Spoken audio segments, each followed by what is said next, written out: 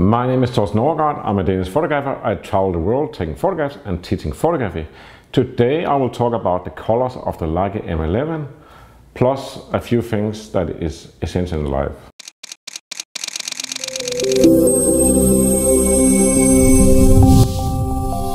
Below the video here there is free stuff. You can stop the video and click and download.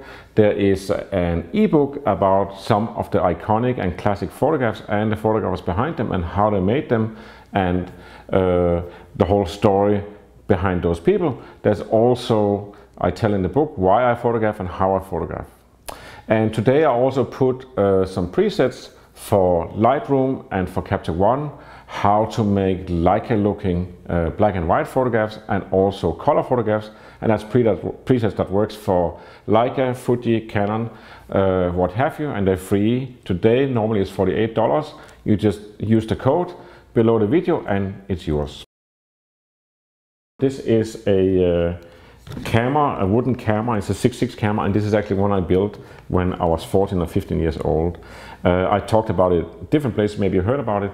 Now, recently, a couple of months ago, I was in Denmark and found my old storage there in the family estate. And so I got this camera. It's fairly well preserved. I had to glue a few things here, but this is one that I made in the basement when I was new into photography. And the point of it was that, well, there were several points. One thing was that I always, back then the ideal was a Sinar camera. And a Sinar camera is basically a studio camera. It's 4x5 inch negatives. And it's not even on a tripod, it's on like a huge metal thing on wheels. And I usually use it indoors. When you put this camera up and you set it, it's really high precision. It's a very big negative or slide, color slide. So back then you just couldn't get higher quality, more sharpness, more detail, less noise. So that was kind of the ideal, and it also had, you could tilt, shift the lens and everything. So you could basically do anything with that camera. It was very flexible and everything. So that was what I wanted, and also I liked the Hasselblad. Was also an ideal when I was a teenager, and the only way I could see I could get a Hasselblad was to go to the moon and get the one that Apollo left up there. I never went, so instead I made my own. So this is a 6.6 camera, and it has like all made of wood, except the lens here is one I stole from my mother's confirmation camera, a Kodak camera. So there's a metal part missing here that apparently I had to use it for something else at some point, so I took it off. Really stupid. So I have to have my son or somebody make a new one. But basically it sits here, so you could lift it up here. You can actually also tilt it here. You could go like this. And then you can move the cameras. You could go here and, you know, do like this. And for me, there was a demonstration of like, how does the principle of photography work? And of course, when you build a camera, you have to figure it out. It's like, okay, so how far does the lens have to be from the film plane here? And here I built, this is a matte screen. So this is glass and it has lines on it here. So I would put in this one, and then you put a big black cloth over the head so you can see the screen, and then you can set the focus. And then you will have to use an external light meter. And then I would take this one out, and then I had also made or have made, I think, 3 wooden cassettes for film. So you put in a plate film, and then you put it in here, the camera, and then you take off the thing that covers for the film, and now it's ready to exposure. And then you press the release for seconds or minutes, whatever the exposure is, and then you cover it again, take it out, and you take it to the darkroom and develop it. Very cool and fascinating to see. When I look inside, how all the details, you can't see it because it's dark, that's the whole point. All the details are made inside to make sure there's no light reflections. This is basically the mother of all Leica cameras for me.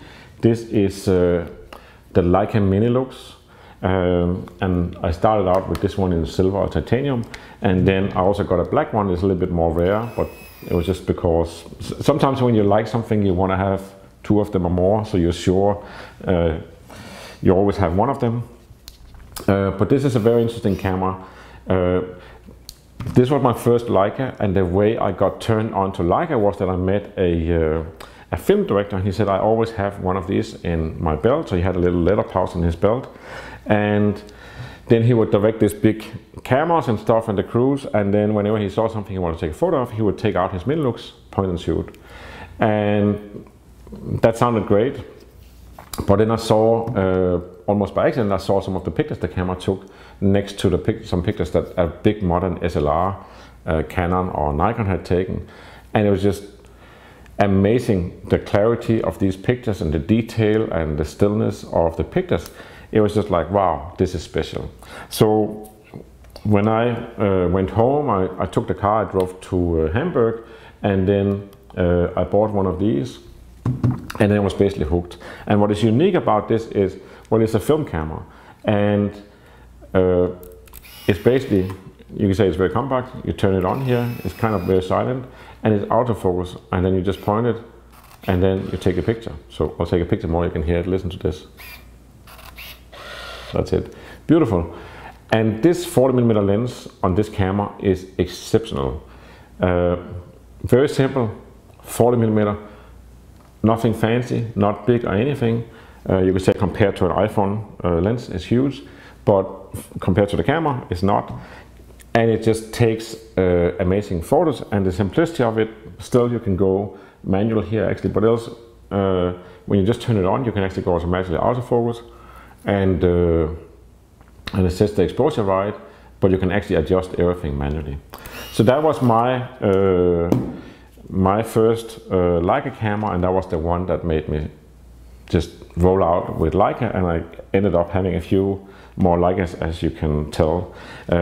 I might get into this one in a later episode. As I said, I just got them back here.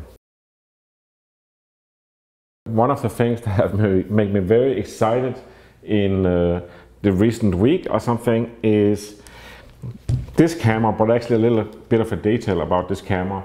So this camera is, well, I did a whole video that you can see on YouTube. I think I speak like 40 or 60 minutes about the world's best camera, and that is this one, because it's very unique. This is a Leica film camera that was designed around year 2000. There's two models, there's a Leica R8 and Leica R9, and they're almost identical with a few tweaks on the R9 that I have here. So it's a film camera, and it is the film camera I used to use when I was shooting film, and I was shooting slide film, Fuji slide film mostly. And I kept shooting slide film for a long time after digital came out, because I still wanted to have the look of film. And I didn't find that you could get any digital sensors or cameras that could produce the same feel and the same look as you could on film. But then Leica came up with something very interesting. They made a digital back for this camera, and the digital back here is made together with Kodak and with Imacon. And Imacon is or was a producer of scanners in Copenhagen, Denmark, and they basically made the world's best scanners. So they knew something about how to make digital signals into beautiful colors and make a harmony of it all. So they made this together, and it's a 10 megapixel CCD sensor, and it is actually still a film camera. So the way it worked is that you had a Leica R9 film camera, then you bought this module, and I think back then it was like $3,000 to buy this module, and you would take off the film back, and then you would put on this back that holds a digital sensor, and then this bottom that holds all the electronics, and then you have a 10 megapixel camera. And when you photograph with this, it actually still has the space for the film in here, and it behaves the way that when you take a photo, the shutter goes up and closes, and then it rewinds the film. Even there's no film in it, it's lost the whole movement to just clear the shutter. Amazing camera, and I've done this whole video that you can go back and look. I will put a link below the video so you can easily get into it. It's a very fascinating concept. Unfortunately, Imacon, after 2 or 3 years, this camera came out in 2004. So it's kind of old school, but back then it was like, this is the future. What happened 2 or 3 years after the camera came out was that Imacon was bought by Hasselblad in Sweden. That's the ones we have. We have a Hasselblad here for the fun of it. And Hasselblad said, okay, we cannot work with Leica. You have to stop playing around with Leica. And that meant suddenly you couldn't get this digital back anymore. So Leica made about 3,000 of them. I have 2 of them. And the thing that excites me and the things why I'm talking about this is because this camera has also very unique batteries. It's like this is a battery, and you can see this doesn't look like anything else anywhere. Problem was that when Leica stopped making this camera, they also stopped making the batteries. I had, because I have 2 of these, I had each one of them I bought with 2 batteries. And then the batteries of course get weak. I mean, they're basically 18 years old, these batteries now. And they get a little bit weak. So I sent 2 of my batteries to a company in Germany that would refurbish the batteries. Unfortunately, the envelope with the 2 batteries got lost before they got it. So I never saw those batteries again. So I was down to 2 batteries. And here comes the exciting thing, is that from time to time I would go on eBay, Amazon, internet, whatever, and see, can I find any batteries? And generally you could say you would find second-hand batteries, so you would have to buy another unit that maybe somebody is selling a camera with 4 or 6 batteries. I was like, yes, I scored, I'm going to buy that so I can get the batteries. So I would search from time to time, and then a week or 10 days ago I found a battery online. It's the best Christmas gift ever. So I bought this and it looked like it was new, but who believes you're going to get an 18-year new battery, 18-year-old battery that is new? And it actually did come in the box and everything like original. And I opened it and I looked at it and it's like, no, this has never been used. Still 18 years old, so I charged it and I decided, okay, I'm going to check all the 3 batteries I have left here. And then I took photos with it, and this old new battery can hold 850 photos. The 2 older one I had is one can do 590 photos, this one can do 445. So it's actually not bad. Sometimes you see these units, actually you'll see them on eBay that they sell for around 5,000. So that's not a bad deal. You paid $3,000 plus a camera body for it, and now 18 years later, you make $1,000 extra or more on this thing. But often you see that you can buy one of these cameras and it says comes with a battery, can do 80 photos. So 450, 600, 850 photos, that is a miracle. And that is something that makes me extremely happy. And now that I talk about this, because if you have one of these units, then and you haven't taken out of the closet for a while, like I didn't, then when you turn it on, immediately the battery indicator will start blinking. So there's a little icon of a battery here will start blinking, which means anytime soon the camera is just going to die, it's going to stop working. And here it would take 30, 40 photos, and then, or maybe even 100, and it was blinking, and then it went out. And what I did then is I took out the battery, just like this, and I put it in again, I turned on the camera, and as a miracle then suddenly the battery indicator was as full, and then I could take another series of photos. So it's almost like you have the idea you have to put in the battery, then some power goes through all this old electronics in slow motion or something like that, and then now it's full of battery or power. So now when you put in the battery, now it can actually sense that, yeah, there's a battery here, and in the beginning it just doesn't, it's not really sure it has any battery. Something like that. But that is a miracle, and this is beautiful. You could say the thing about this camera, apart from all this very interesting concept of making a film camera into a digital camera, and the great thing, I can take this off, I can put on the film back, 10 minutes later I have a film camera again, and I can go back to digital. So I can actually do both should I ever want to. And somehow that is an interesting concept. It's just like you can say to have the Hasselblad here. Hasselblad, you would have film cassettes, so you had a black and white and a color and a different color. So you walk around and you decide, oh, that's going to be a black and white photo. Then you put on the black and white cassette, take a black and white photo. Next one is color, you change the... So you can do a little bit the same here. You could actually change, you could shoot something both with film and digital if you wanted to. I never did, but you could.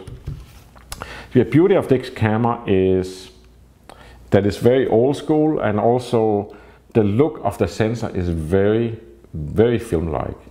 So you could say, yeah, now we have, I will talk about it later, 60 megapixels here in this camera, 50 something in this one, and here you only have 10.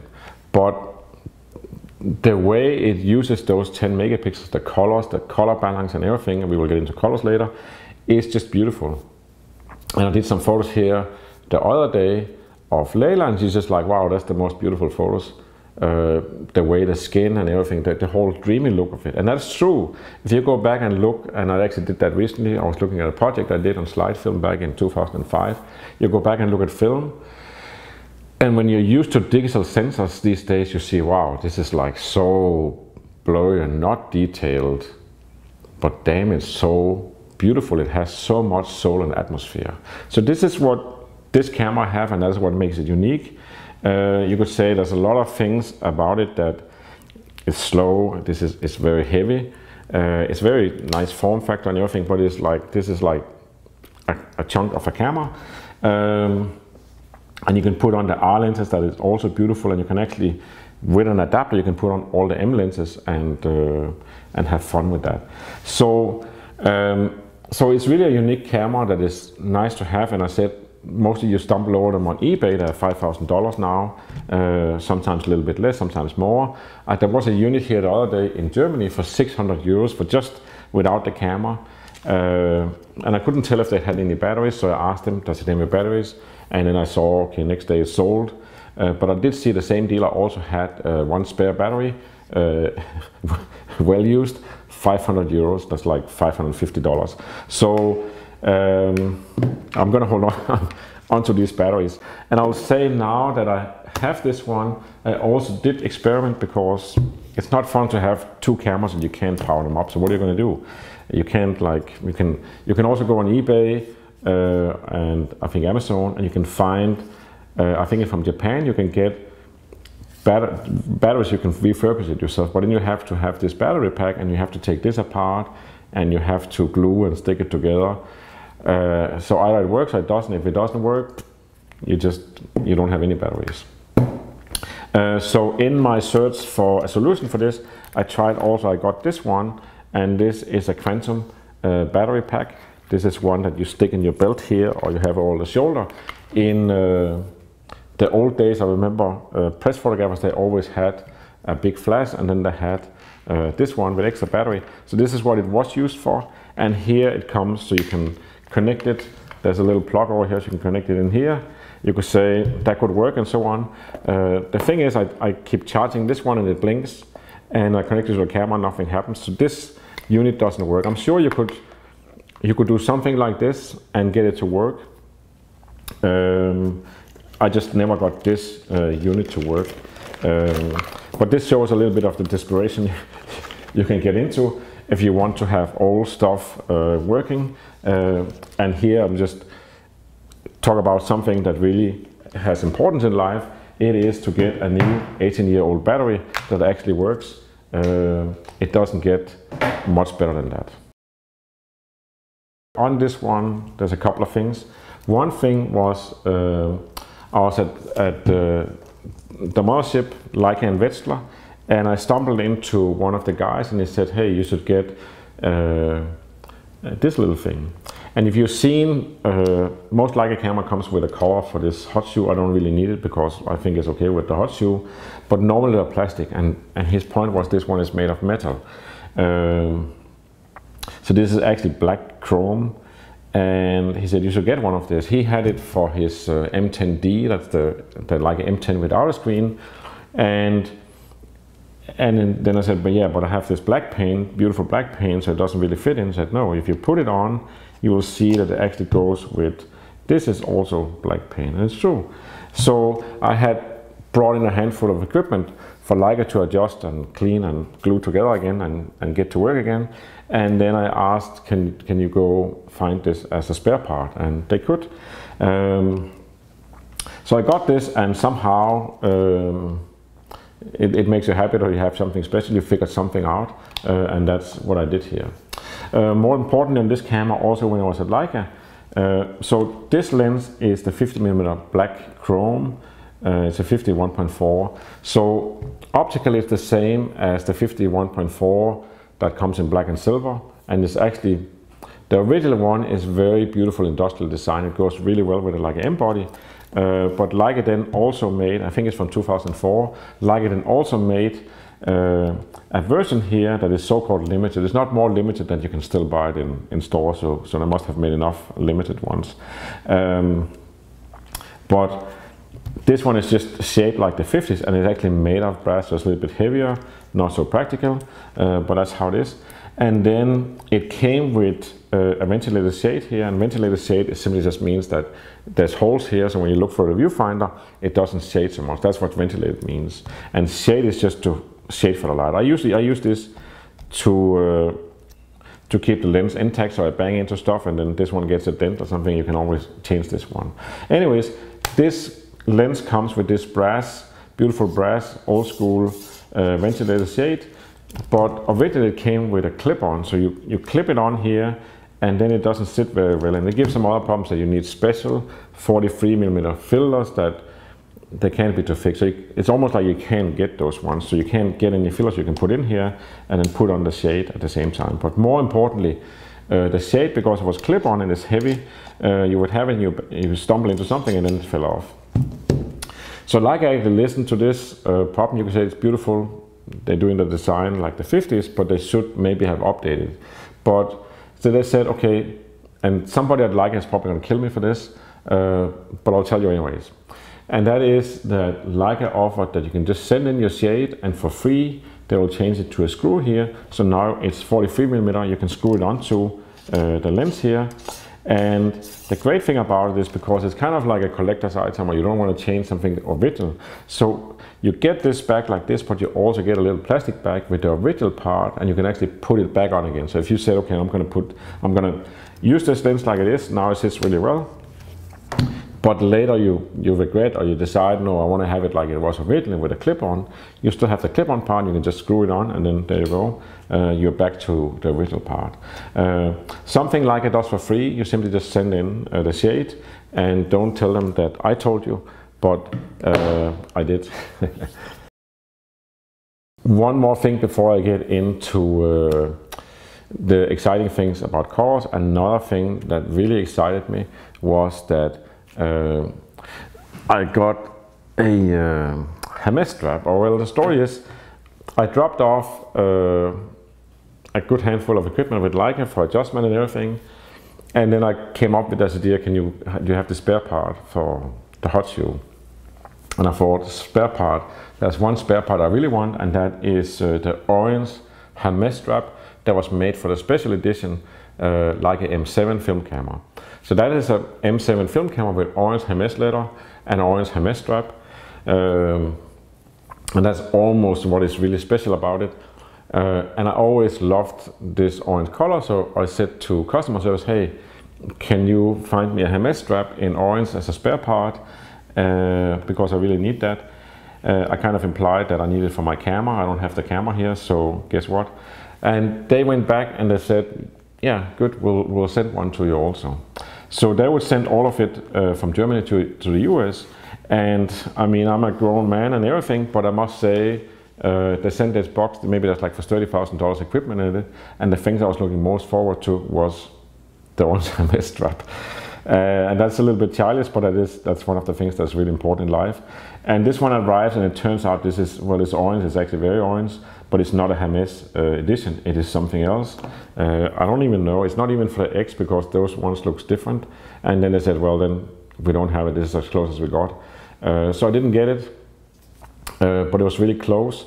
And I guess what you can learn from that, because I have found interesting things in the Leica spare part archive or warehouse before, is that they can have things that is actually collector's item or really hard to get, or would be really expensive if you found it beaten up on eBay. They have it as new because it's spare parts.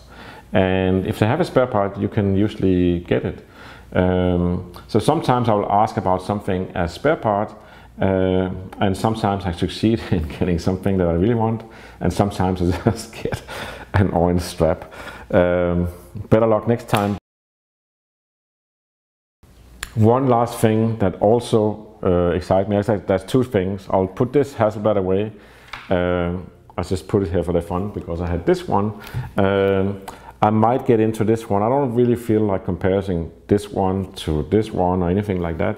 But there is something beautiful about the Hasselblad system and everything. But that will have to be another time. I'll just put it away now so you don't get disturbed by this. One thing I did when I was in Germany, I also went to Hamburg for a few days, and there is a Meister camera in Hamburg. It was just a couple of blocks behind my hotel, so I went to visit them just because to say hello, but also I really like that store. So the Meister camera is a very old camera store in Germany. I don't know if they're 100 years old or something. They're very old. And they started in Hamburg on something I would call the main street. It's not really the main, it's the shopping street. And then at some point they added a Leica store. And then also they made a Leica store in Berlin, and they have a Leica store in Munich, most recently, like 4, 5, 6 years ago. So it is the son or the grandson that runs it today, Mr. Meister. And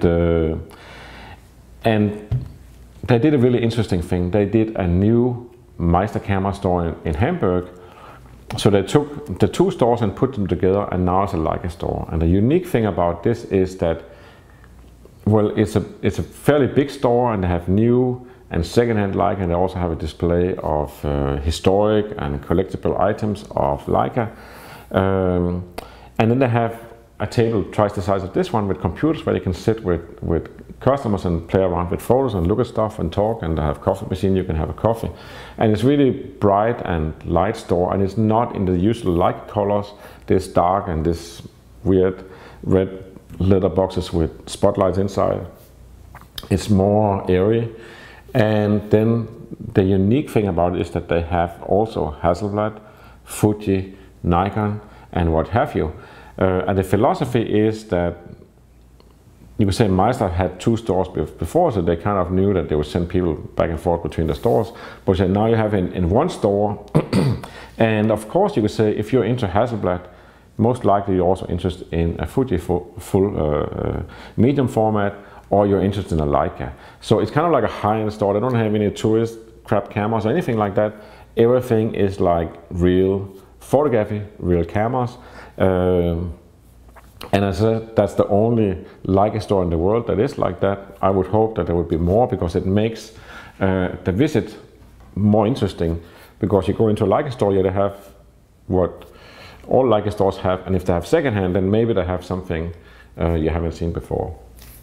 So anyways, I went to Meister cameras just before they closed one day, and I look around the shelves and there's nothing really surprising. And then I go look at some of the other brands just to see what's up with this. I had a thing with Hasselblad for the time being, so I can almost look at this with as hungry eyes as I did when I was a teenager. But then also my eye catches a stack of second-hand lenses, and then I found this is the most beat up lens in the whole store, and it immediately attracts my eye because it reminds me of the Nikon lenses I used to have when I was a teenager. It's like heavy metal and it's really beaten up, and then it have all this glass. So this is a 58 1.2mm lens, and you can say a lens with this much glass has to be interesting. So this one, let's just give it to me, and it was $400, so it's like, or 400 euros. So that's okay. So I got this one, and I got from Adorama, I got an adapter for the M, and I also got an adapter I can put on the SL, and then I've just been playing around with it. And I don't know, I mean, it brings back memories of history of photography when we used film and blah, blah, blah. The cameras were really noisy and big and heavy. And also a hope that you can make something interesting pictures, maybe it has a different look. And I don't really plan on doing any big thing about this one, because I mean I use this so much already that I can tell it doesn't really have any amazing special look. You can say if we take here, we take the mother of all low light lenses, this is the Noctilux. So this is a 50.95, different price class and everything, but this is a one-of-a-kind lens. This is a lens that light explodes and it's dreamy and everything, and it maintains the control of the details and the colors and the shape of everything. But it has this very narrow depth of field. It makes it very artistic and dreamy. So this is a very inspiring lens to use, especially if you put on EVF, so you can see, wow, now the world looks completely different. That's going to get you into a mood of, wow, I'm going to create something. So this is an amazing lens. There's also another one here, this is a $400 lens. This is a 7 Artisan 50 1.1. $400 only, you can get it black or silver. And it's not a perfect lens. For example, here on the SL, you can only go to, I think, 12 feet. It can't go to infinity because I don't know, it hits something inside the camera. Doesn't really matter. What's interesting about it is that it's great for portraits and close-up things, and light really explodes. It's totally out of control. It doesn't have the detail level of the Noctilux, but it has enough that you can take a portrait, and of course you can see it as a person. And it's not that you really think where's the details, because you don't miss it, but it has a very unique look and it makes it very exciting to use. So this is a Minolta 58 1.2 Rokkor lens, and you can see Minolta is almost family with Leica because they did make cameras together in around 1980. But this lens is kind of, you could say, if this was a review in 1973 when this lens came out, then it would be the perfect lens, because it is as boring as using a 2.8 or 2.0 lens. Yeah, you have narrow depth of field, which means you focus on somebody. For example, the eyes and the ears are blurred, but you don't have this interesting play with light or anything. It just holds it all together. So it's almost like, it does behave like a 58 2.0, except it's a 1.2, so you have narrow depth of field. And that's great in the way that it's like, oh yeah, that's high quality, but that's not really why I got it, and that's not why you get this one. It's not to make a precise picture of reality, it is to make a dreamlike picture or make something unique or something surprising. And this one doesn't have much surprise, but okay lens. And you could say, even, I mean, you would say like, I don't know how many are floating around of this. I mean, there's also the Nikon 50 1.2 and Nikon 58 1.2. The 50 1.2 is amazing, kind of expensive, but you could say if you want to find a lens that is like $300, $500, $400 and can shoot 1.2 in low light and have narrow depth of field, it's not a bad idea. It's just not super sexy, but you could say if you want to hold it together, but you want to have the narrow depth of field, then it's actually a good lens. If you want to not hold it together and have it just go left, right and center and amazing, dreamy, and have narrow depth of field, then you go with the 7 Artisan. And then if you want to have all that dreamy stuff, but you want to have high quality colors and really exact details, then you go Noctilux, and then we're talking different prices. But anyways, whatever gets your juices going, that's kind of like, I like to experiment, but I actually don't like to experiment. You could say, I like to play around with things. I like to play with light. I like to play with lenses. I also have an affinity for history of photography like this. When I see a lens like this, it just makes me happy, just the shape and everything and the weight of it. And I mean, but it doesn't make me happy to get new camera models and new lenses all the time to test the review and compare how great they are. It has to enable me to do something that I think is fun. And you can say a new model of a camera or a lens doesn't necessarily make you that, and usually it comes with things you want to measure that is kind of complicated to measure and nobody knows yet. So these things makes me happy, and I mean, just a lens ventilated shade like this one makes me happy. I mean, I also make my own shades, and that's the one I usually use on this one. You can say this one you cannot actually mount a filter. You can put a filter here, 43mm filter, and you can stack them up. Not a great idea. So the shade I have is aluminium, so it's lightweight. Almost look the same as this one. And mine have in front here a filter thread 46mm. So that means that you can use the more normal E46 filters. You can put them in the front of the lens. You don't have to take off the shade, and it screws on like this. Whatever.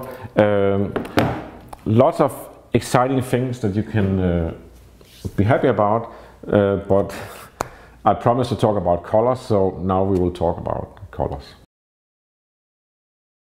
The colors of the Leica M11, that's what I will talk about. This camera have a 60 megapixel backlit sensor, and I can say already now this is not going to be a conclusive talk for many reasons, but it will be a talk about colors. And let's just, now that we talk colors, I'll put on a different lens. I'll take off here the 58 1.2 Minolta Rokkor lens and put that one aside. And instead here I have the Leica 50mm APO-Summicron 2.0 lens. This is the mother of all 50mm lenses.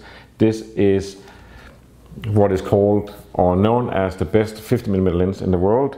And it's not a lens that I would say excite me a lot, but it's a lens that I have to have. This is the special edition. This is a Leica Historical Society, so it's black paint. It's really beautiful, and it's shaped outside here like the 1950s, and it's very limited edition.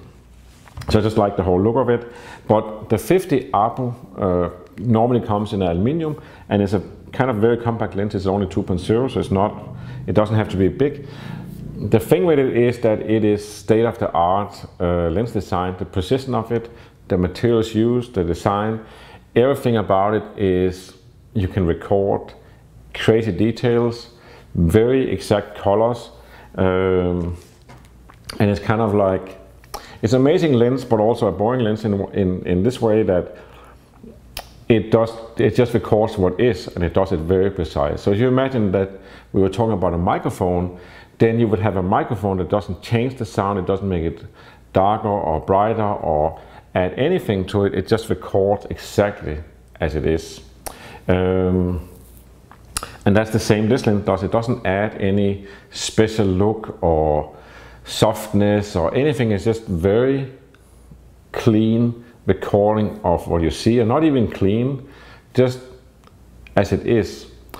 But it's also a perfect lens that even I don't love it a lot. I mean, it does grow on me, and I find I use it more and more. It's a lens that I keep because that is the lens when you want to test how much can you see with 60 megapixel, or how precise can the colors be on this camera or the Leica SL2 or any other thing. This is the lens to use. It doesn't get more high fidelity than this lens, so this is the 50 APO. When we talk about colors, then I'll show you some of the stuff we're talking about here. There's an interesting thing with colors is that we all see colors different. I'm actually measured to be slightly red-green colorblind, which means that I see red and green different than the standard.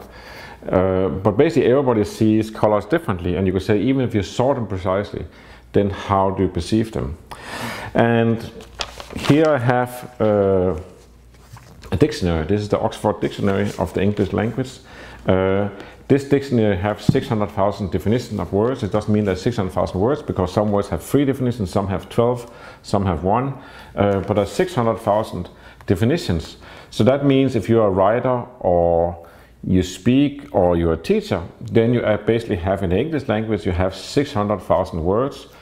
To find one of them that you can refine your statement, you can say exactly what you want using that definition of a word that communicates exactly that. It also requires that the one listening to you or reading you have to also know the definition. So you could say that's the reason to stay within the pad of well-known words and not too exotic words, but nevertheless 600,000 words exist. Then when we get into colors, it's a different story, because you can see 3 million, the normal eye can see 3 million colors, tones of colors. But we have names for less than 100 of them, or with some luck you could come up with names for maybe 200 or 300. So it's kind of strange that compared to words we have 600,000 super well defined definitions of words. In colors we have 3 million tones that you can see and a lot more you can't see, and we don't have names for them. And here I have something. I mean, I like to play with colors. Here I have, just for the fun of it, I have this is for television color test and another television color test. I just had them here, so I wanted to show them to you. And I have a background with colors. Well, one thing here I mean, just with like photography, it's interesting to test different things and understand different things, and why does it do this, and what does this come from, and what can you use of it, what uses it to you. You don't have to know, you could say you don't have to know 600,000 words, you just have to know enough so you can express yourself. So it's a little bit the same with any subject and also colors. And one thing I actually would recommend is you can get this one on Amazon or in a bookstore, an art store, and that is the artist's color wheel. And a color wheel means, well, it is a wheel you can see, and you can turn it around here and do stuff, and you can turn it around here, you can see, you can do different stuff. And you can almost see this is how few colors we do have. And what you can do with this one is you can see that here this color is complementary to this one. Then you have split complementary is this one, and what does that mean? And that is all defined on this one, and you can read books about it. But this gives a very good understanding of colors, and you could say, I have in a past life, I did advertising and graphic design. So for example, I know if you take a full page and you have a dark green like this one, or green, and then you have a text or headline in the middle in yellow, green, or lighter green, it's a very good harmony. It looks beautiful. And that's what you can learn from this. And here you can see what happens if you add white and black and so on. And you can see here, if you take the blue, no, that's not so interesting, but you can say if you take the red here and you add black, then you get this color. If you take, let's go over here, you take the green and you add blue, you get this color. So that gives an idea of colors, and you could say maybe you can't use it directly as much for that much, but it gives you an understanding of the colors. There's also an interesting thing that colors act differently. So you have the light changing throughout the day, so you can have a wall that is hit with light from the side, so you have all the texture. And that is a different color than mid of the day where the light hits it, it's just flat. It gives a different look.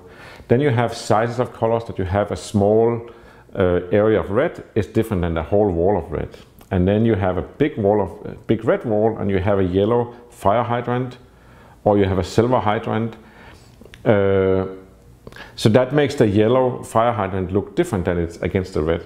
So a color is not just a color, it's the whole combination, and it's the light of it.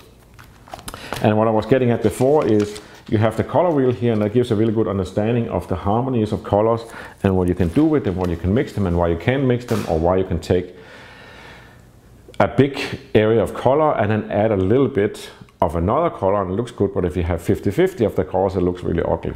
Stuff like that. When I used to do advertising, I had so-called Pantone markers, and here I made my own color wheel of the tones, the pens I had. So I could see, okay, I take number 23 and I take number this one, and I put them together. So it's kind of like a test and an overview. More on colors here is some interesting books to read. So we don't have that many names for colors, but then there is this book, and this is kind of interesting. This is Werner's nomenclature of colors, and if you look in here, you will see that almost look like the same color, but I'll find one where it looks maybe a little bit different. Let me check here. So this one. So here we have what he did, and I think he has somewhat 200 colors, maybe it's 300, maybe 150 colors. He managed to actually define and show this color looks like this, and this is what it's called. Very interesting book, and it's also here in the front. It have a quote from Charles Darwin. So I won't read the whole thing, but he refers to a color in here that he's at this place in the world, this time of day, and he's looking at this flower, and then he says this is an indigo with a little azure blue. And that is actually a name or a definition or a nomenclature for color that is indigo with a little azure blue. And you think like, how does that look? And then you look in the book and you'll actually be able to find it. Very cool book, and I'll put a link to it on Amazon below. Then there's also another one here, and this one will actually show you the idea that this one is called interactive colors. So this one will show you what happens when you put colors together in different sizes and shapes and everything.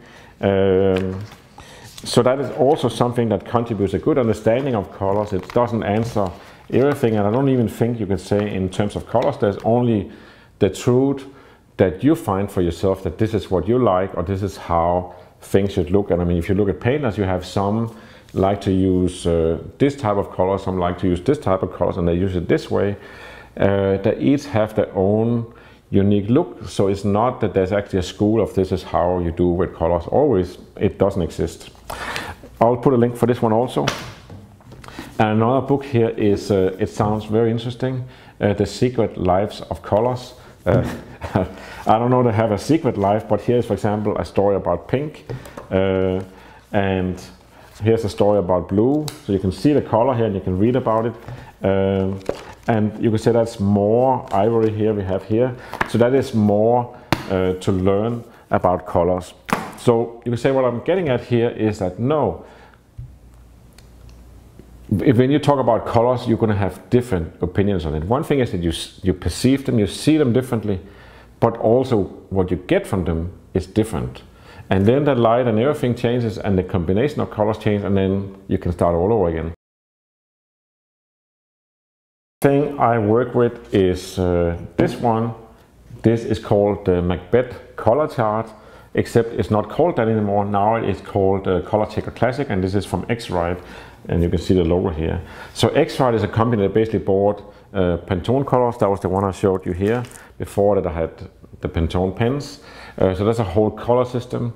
Then there's a MacBeth, and there's other color calibration tools and so on. It's all bought by X-Rite, so they have everything. So now it is this one. But it's basically, this is a standard. If you go back and look at film tests in the 60s or 50s, you will see somebody came up with a new color film and somebody was testing it. So what they would do, they would put up this one, take a photo of it in daylight or whatever, and then they would look at it. And then you could say, you could also take a photo of this, you develop the film, you go in the darkroom and you make a print, and then you look at the print compared to this one and see how does the colors vary from here in, you could say, in real world to what I can get on print, and what can I do about it, how can I change it. And you could say if you use this one a lot, then you know by the time you look at it at a picture, you know this is how it looks. And these are used on film sets. They're used to test video cameras for television and everything. A lot of things, this is the standard. And you can say in itself, it doesn't say that much. There's a few things that is important. That is the skin tones. These two are skin tones, and the red. That is kind of like the key. And I will show you in a moment on this one why that is key. And what I do with this one is that I take test photos. Not very scientific or anything, but I take test photos when I get a camera like the M11, the M10R, M10P. I go back to the old one, the Hasselblad, and then I take photos of this to get a sense of what does this thing do. That maybe it adds a lot of red, or the blue becomes really strong, or maybe the blue becomes dusty, weak. And that gives me an idea that when I look at a picture, then why does it look like this? And I'll show you here, this is a color meter. It's not something you're supposed to own or run around with, but this one is one you typically use on a film set. And what you do is, you can measure the light here, and I'll press the button here, and it's a slow thing. And then it will say it's 4,306 Kelvin. Okay, that's good. We'll get back to Kelvin. So then I go back here and I can see this one. So this is the CRI, so that's the color quality index basically. And what this one shows, you will see it is basically these colors. And what I pay attention to when I look at this is skin tones down here and the red one. And you say here, the index is 95.3. When you have really good, beautiful daylight, you can get up to 98, 99. If you go online or you go into a store and you look at light bulbs or light equipment, you will see, oh, the index is above 90. And it should be. The thing is just that you can have, you can measure this one and it can actually be 92, but then you will see the red is way down here, maybe it's 30, and the skin tones is 40, or sometimes it's actually, you can have LED light that's so bad quality that there's no red and there's no skin tone. And then you're really in trouble, because then you have a type of light, a quality of light that, yeah, you have a Kelvin, but the balance of the light is off. So you can't get the skin tones right. No matter what you adjust or what you do, you just can't beat out those colors of it. And that is, you could say, where this one is important to measure the actual light you're using, and then you have this one that measures the sensor, and then it gets really nerdy very quickly. So I don't really use it like that. I use it very simple. Just look at it and see, what do I see? And that will make me understand that, okay, the M11, okay, it seems that it have very strong blue,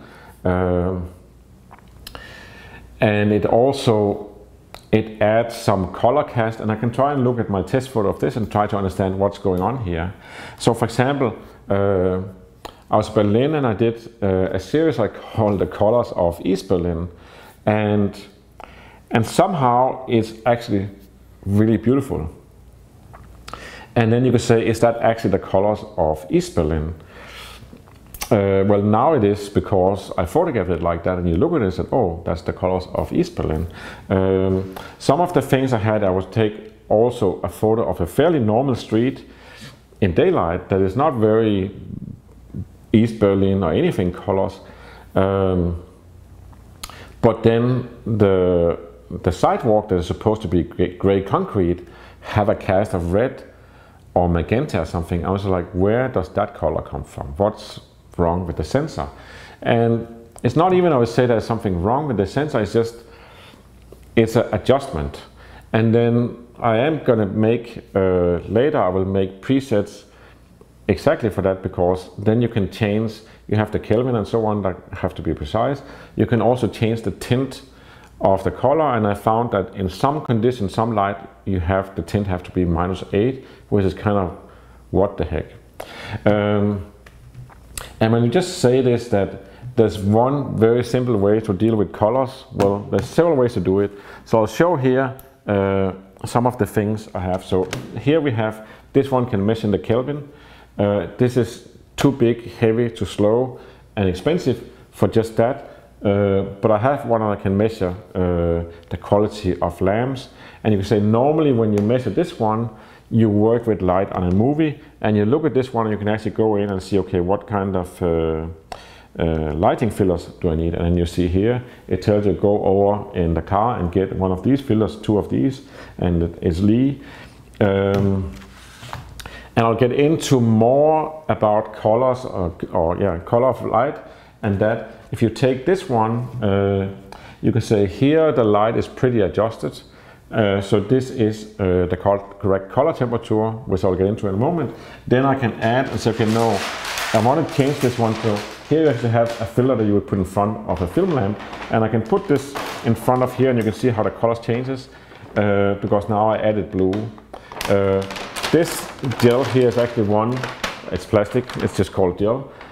It's blue, and this is one that you would put if you have a living room lamp like the one we have over here, that is 3200 Kelvin, is yellow orange light, and you have daylight coming in from the windows, and you want all the light balanced, then you will put this one around, so you have now all the light is the same color temperature.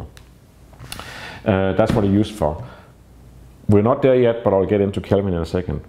Then you can also get, here is an X-Rite color checker, and it's kind of like a funky little thing. It has, here you have a gray card, so you can adjust your white balance. And then you have here that you have a color checker, and you will see it is exactly the same colors as this one that you have here, just in miniature. And what you can do is you can put this one in a scene. So let's say you're doing a portrait, you set up the light and everything, and the person's going to arrive in 5 minutes. You put this up where the face is going to be, you take a photo of it. And then when you're done taking the portraits At the end of the day, you put the photos into the computer, then you take this first photo and you have a piece of software that reads this and adjusts all the colors and basically calibrate everything. And that makes extremely standardized and beautiful colors. But you can say it's a little bit much every time you take a photo in the street or anywhere, that then you take up your X-Rite and you take a photo of it, and then after you have to adjust the colors. It's not that it takes long to adjust the colors in the computer. Some people have the idea that you get a new camera, you take a photo of this one in any light, and then you adjust it, and then you use that as a profile. And that's not how it works, because light changes a lot. And now we get to where it gets really simple, because what you can do with a Leica M11, you can see here I have my wallet with cards and cash, and then I have a so-called white balance card that have the same size as a credit card, so I can always have it with me. I actually have two of them. I also have one in a lanyard here, but this one, it got a little bit dirty, so I actually have the other one as the clean one.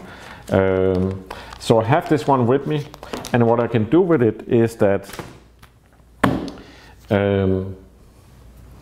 you can set any camera, you can set it to manual white balance. And what does that mean? So that means that now it says, depends from camera to camera, but usually we say pointed at a gray card or pointed at something. And then you can say, if you had the scene here, you're taking a portrait, you put this up in front of the face so you have the exact light that's going to hit the face. Then you take a photo of it and you see it here and you press this one, and now it's set. So basically what the camera does is that it reads the light reflecting from this card and calibrates the whole sensor to it. And in a way it's going to be the same result as this one, but not as detailed, but it's pretty damn close.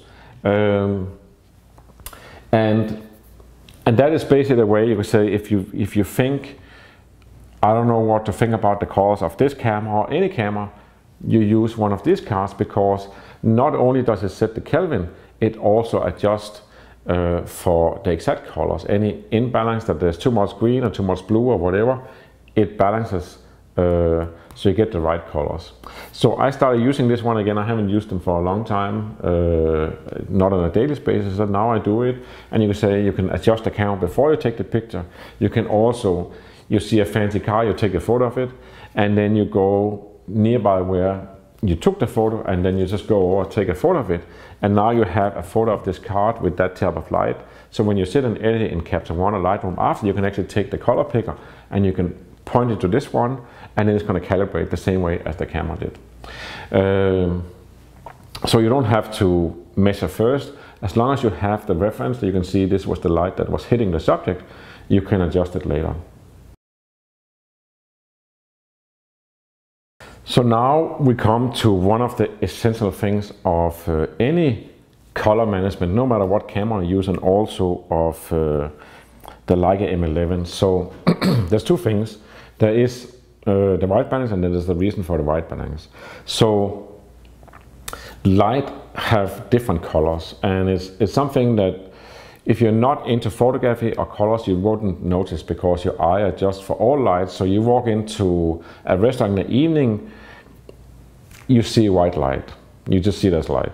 Then you go outside in the daylight, in the sunshine, and you see white light.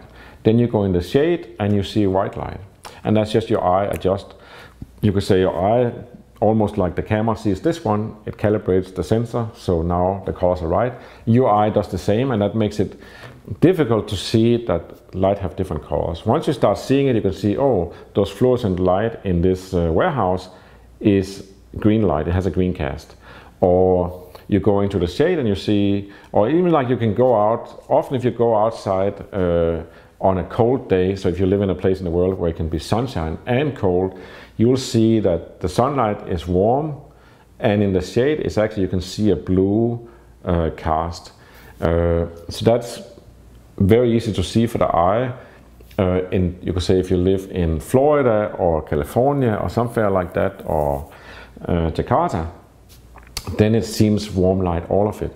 But the point is, there is the Kelvin scale, and that is basically a scale of the temperature of colors, and it goes from, you could say, basically go from 0 and up, but daylight is 5400 Kelvin. Shadow, and that means like sunshine. When you go out in the sunshine, it's 5400. And that is daylight, and that is how, when you bought film in the old days, they were all set for daylight. So basically they presumed everything you're going to take photos of is 5400 Kelvin.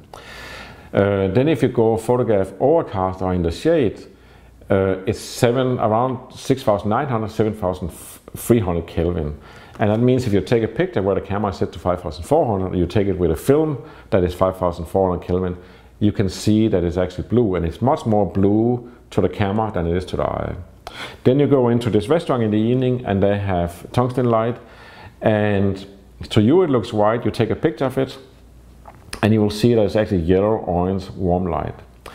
So that is the color temperature, and you could say most of the day daylight is 5400.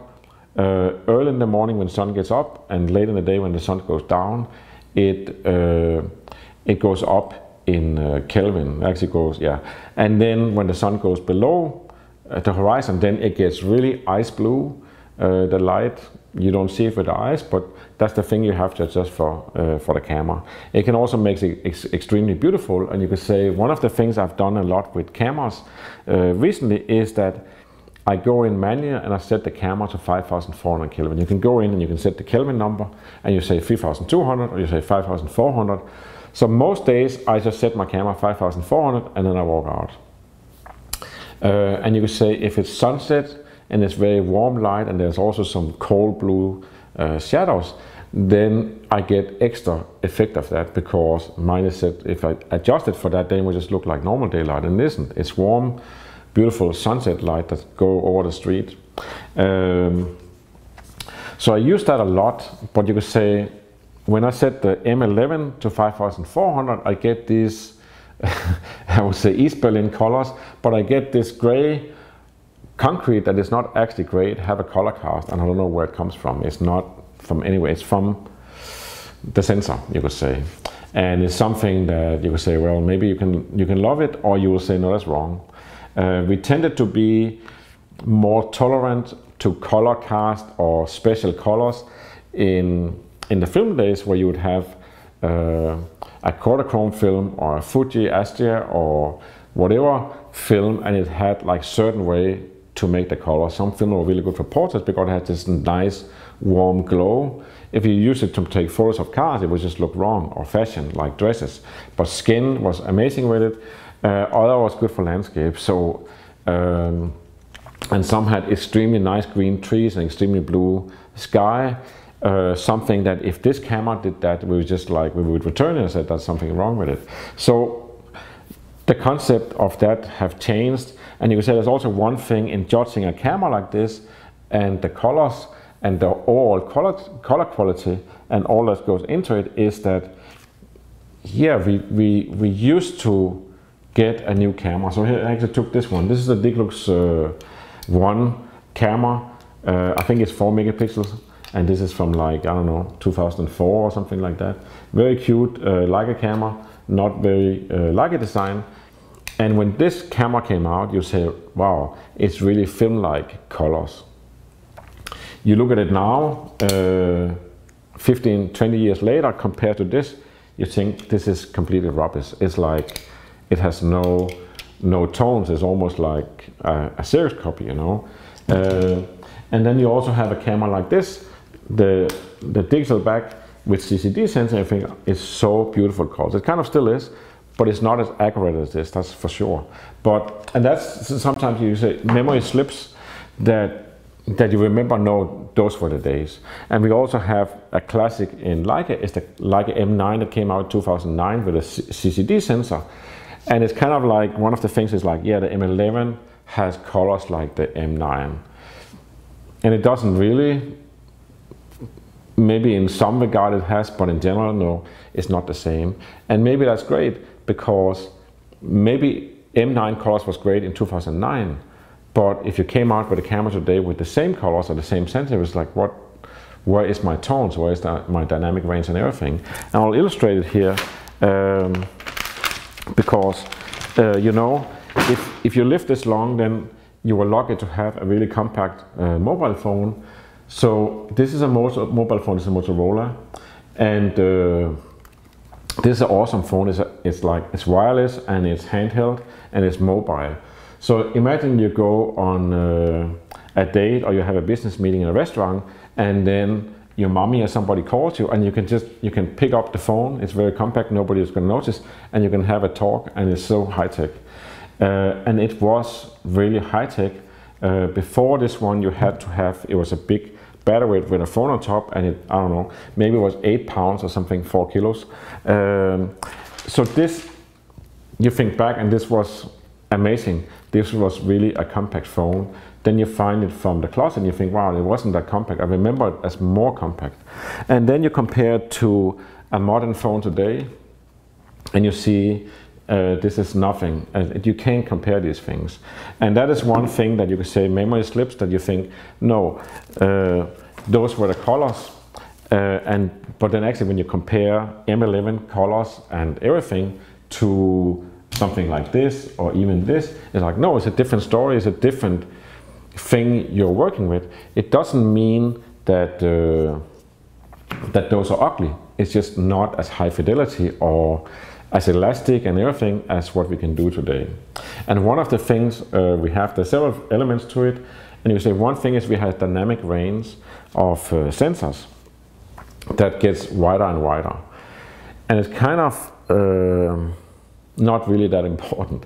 So we have, so for example, I got a photo here actually just yesterday sent to me, and it's black and white, and its film is shot with M3, and it's just beautiful. And it's black and white, and it's even, I would say, a little bit hard contrast, but it's beautiful as it is. And maybe that have a dynamic range of 6 stops. So dynamic range is basically, if you take this one, is a grayscale from white to black, and you have all the tones here in between. So that kind of illustrates it. Dynamic range for a camera like this is around 12, 13 stops of dynamic range. Film used to be 6 to 8 stops, and a stop is simply for each stop you reduce light to half or you double it. So it's kind of like you go from gray and then twice as gray and then twice as gray again, twice as gray again. So this is not even a real dynamic range, but it shows that you have a range of tones here. And the point is that a camera can only capture this.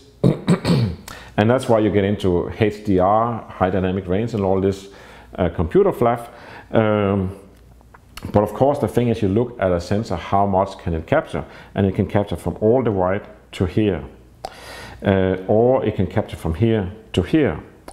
And that gives a problem in the way that you could say a lot of people have this idea, you can go out and take a photograph in the sunshine. So you have hard sunshine hitting a reflective surface like some chrome on a car, and then next to you have a dark shadow, like let's say you have a car, you have chrome, and then you have a tire here and the sun hits it. So in the shade of the tire, there's shade, of course. So the dynamic range limits, so if you want to have this shine on the chrome to be defined so you can actually see the texture of the chrome, or at least most of it, you kind of have to work over in this end of the dynamic range. And that means that whatever is happening with the tire box and the shade, it's just gone, it's black, there's no detail. And that's hard to understand for people, because when you look at the car, you can look at where the sunshine hits and you can see the details. Then you look in the shade and you can see the details. And actually what's happening, people have this idea that the eye have a dynamic range of whatever, 20, 25, and it doesn't. The eye actually have less than 12 stops of dynamic range. But what we do is we look at one thing at a time, we adjust, then we look in the shade, we look at it, we adjust, and somehow we manage to compose this almost still image, but this concept of that we see everything, and we kind of do, but we just adjust really fast. And cameras cannot do that. You cannot take one still photo and then have a dynamic range of 30, so you have everything from super bright to super dark. So you have to choose, and you can say that means when you take photographs, you have to work with light where you don't have high contrast. Or if you want to work with high contrast, it is going to be very bright and the shades are going to be very dark. You could also have that you can actually see what's in the shades, but then what is white is going to be completely blown out. That doesn't really look beautiful unless it's actually out of focus. So that is why overcast weather or you could say low light late in the day or in the morning, or even indoor where you just have light coming in from a window reflecting around a room, you can see a lot of details. So it's almost like to have perfect light for a sensor, for a camera with this dynamic range to operate and see the full, have an idea that you actually see the full tone from here to here, which you do, because it's not high contrast. Then you have to work in what is basically dull light. So that is one element of this. This have higher dynamic range than this one likely had. Then there's also a thing I won't even get into it because I don't know, but then you have the raw files, the way that the files are constructed is what I would call elastic. As usually we call elastic is how much can you adjust the file. If you take a photo with an iPhone, you can even take an iPhone, you can take a raw photo, which means it is the raw data what the sensor saw. Then you put it into a computer and you try to edit it and you just find out it's flat. It's just nothing you can adjust. It's not elastic. This one is extremely elastic. Funny enough, a camera like this from 2004 with a 10 megapixel CCD sensor is extremely elastic. It's amazing what you can take of really underexposed or overexposed picture and you can pick up the details. And that is very unusual for this camera, this sensor. It's not normal. But you could say if we talk about going forward in camera history, then the newer sensors have more dynamic range and more elastic sensors or files, so you can actually adjust a lot. You will see the M11, you put it in, you increase your shadow details, and it's almost like, or you increase the exposure. It's almost like you go from underexposed and you move it, and then suddenly you have a white picture. So that's how much space you have to work with, and of course that means something also of what is the possibilities, and sometimes it almost feels like cheating. Then we also have this thing that the sensor here is backlit, and that's the first Leica M with a backlit sensor. The SL2 have a backlit sensors, this one doesn't have. And backlit doesn't mean, it doesn't mean that there's actually light behind the sensor. First time I heard, I actually thought, oh, somebody added light behind, because the idea with backlit sensors is that you have more detail when it's dark. So I thought, oh, somebody got this idea, we're just going to add some light behind the sensor, and then it seems like everything is light.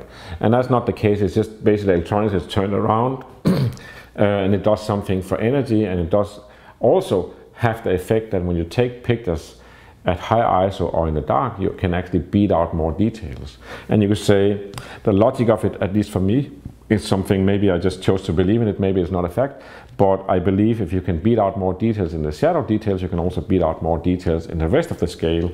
So it's not just over here, it's also when you get over in something that seems completely white, you can actually pick up, use the elasticity of the sensor and reduce the exposure and the highlights, and now suddenly you can see more details than you could before. Then you mix it with a lens like this, the 50 APO, that can pick up the most amazing details it's just amazing what this lens actually can see. And that is one thing, you put it on a 60 megapixel sensor of a new generation, and then suddenly you see, wow, this lens can actually pick up something that previous generations like this one, or particularly this one, just couldn't pick up. They couldn't transform that from the real world into the sensor, and if they could, the sensor wouldn't notice. But now you actually have a sensor that can pick it up. So that makes, of course, a huge difference. So that's the backlit sensor, and then you could say, well, you have 60 megapixels. I would say there's not really anything that says or prove that that's going to do more for you. But of course, you put on a lens like this, and you zoom in, you can actually see a lot of details. But that's not normally how you look at a picture. You look at a picture like this, or you could say, if this was a picture, I would look at it like this.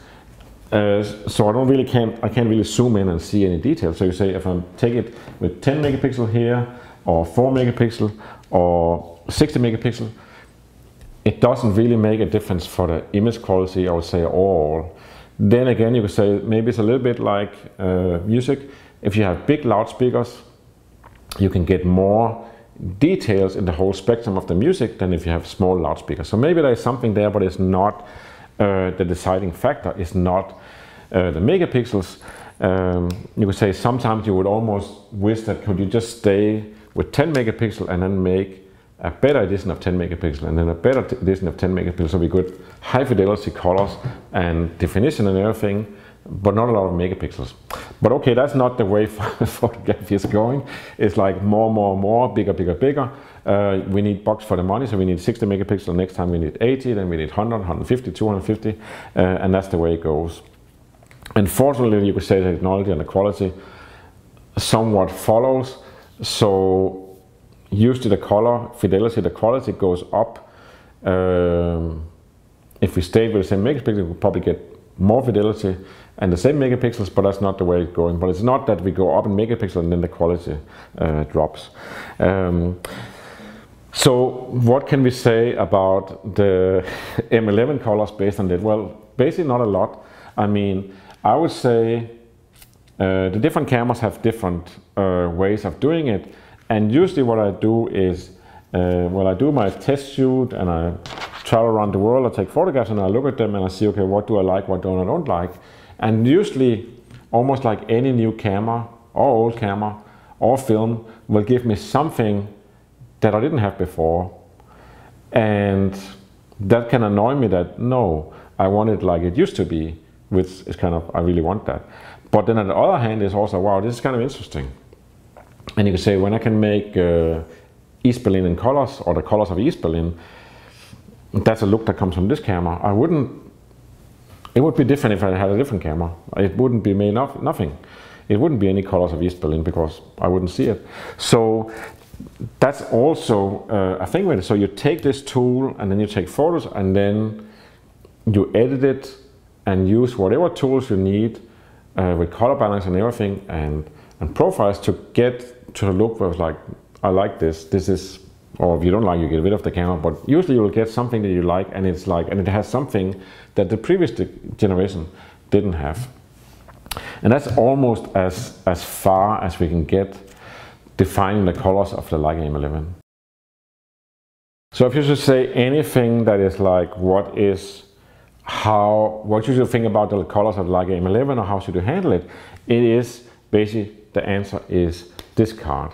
Because you would say a camera like this, and a lot of cameras comes with auto white balance.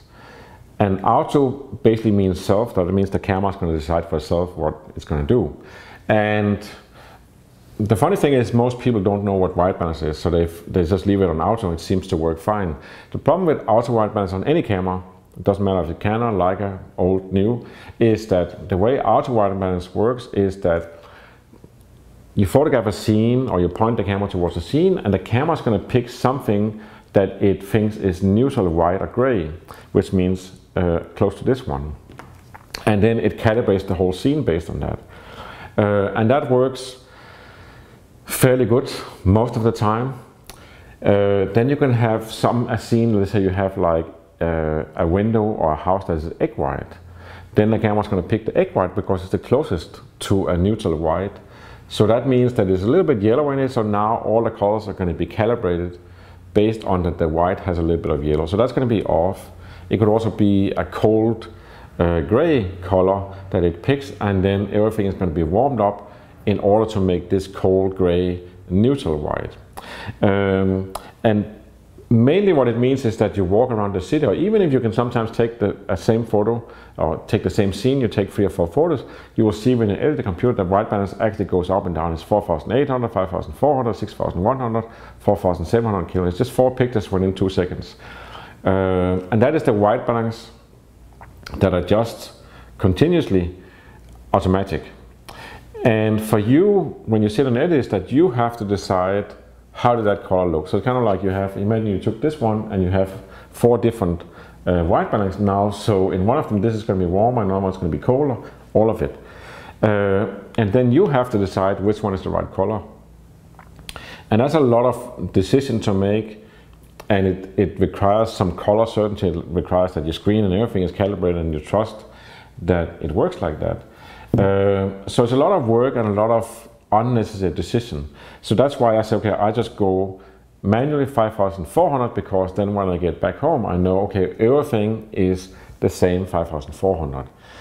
If the weather that day happens to be overcast and a little bit cold in it, it could be overcast before thunder, there would be blue clouds. so there's not any warm sunlight behind, then everything's gone a little bit too cold. So I can basically say, okay, everything here, it has to go to 6000 in the daylight. Then I have shades that is colder, so I'll just take all the pictures where my main focus or scene is in the shade, 7300. So now I basically adjusted everything so it's a standardized color look. And then of course when I edit a picture individually, I can go and say, no, this one I actually want it a little bit warmer, or I want it colder. For this reason I can slide the Kelvin scale in editing. And so that's one way to do it, but then you have this thing, you get what I call now East Berlin colors, that the gray concrete have a color cast and it's supposed to be gray. And the way to handle that is to simply just set the camera to, you take a photo of this one, you adjust for this, you calibrate for this exactly. And then that is going to be the most accurate color look you get, but it still have M11 colors, whatever that is. It's not like it gets that all cameras, if you take a photo of this one and calibrate from this one, you're going to get the same colors. You won't. It will have the characteristic of the Leica M11 sensor, which is great, because else there was no point in having an M11, then you could have a different camera. So that's what I'm doing daylight, and let me just add when I go inside in the evening, or when the light goes down and artificial light turns on, I change my Kelvin to generally 3200, because that's what tungsten is supposed to be.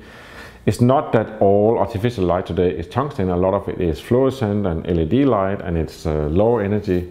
So it actually goes around in Kelvin a lot. And you can also say, if you talk about the color balance of these light types, it's just like, I mean, some of them have no red, or they have, you know, it's a mess.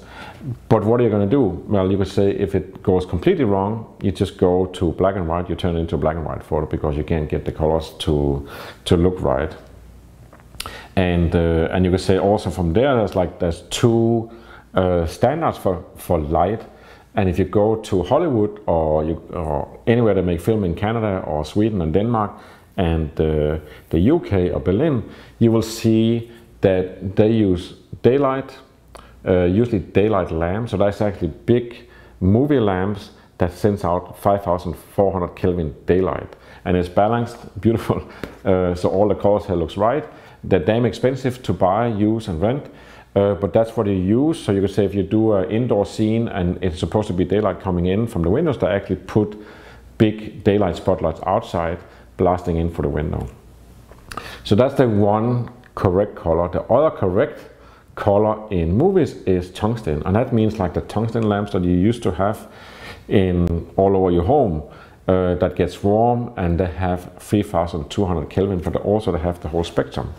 And those are really difficult to get today. I mean, I have a few dealers where I can go in, and then have, if I don't talk too loud, they can find a box in the back office of real tungsten lamps or light bulbs like we used to have. They do exist. You just can't really find them on eBay and in the supermarket, because everything is so low energy and LED and save energy and all this. And that's great.